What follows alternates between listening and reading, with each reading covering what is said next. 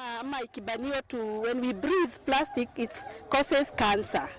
Na tukaexplainia wananchi hivyo that plastic is bad for our health, ina cause cancer, na mmeona cancer imekuwa mingi sana kwa nchi yetu. Plastic ikikuliwa na ng'ombe zikilishwa zinakula hiyo makaratasi ya plastic, inaenda inafunga intestine. Na kama hii county ya Narok, mnajua livelihood ya Narok ni mostly ni livestock rearing. Sasa ng'ombe zimekufa, even mbuzi kwa sababu ya kukula hizo makaratasi.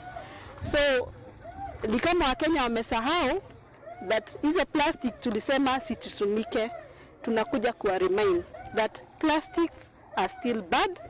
The use of plastic is still illegal, imebaniwa, na mtu yule anatumia plastic, uwe ni wa kutumia kwa soko, uwe ni wa kusupply, uwe ni wa kumanufacture, unafanya uko na hatia. Tutafanya kazi na maaskari wa county.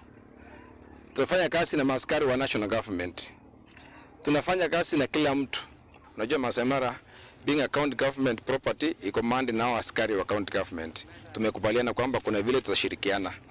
Kwamba hizo soko kama Talek, Sekenani, soko kama Aitong, soko kama Rarianda tutachunguza sana. Hizo ndio soko kubwa sana.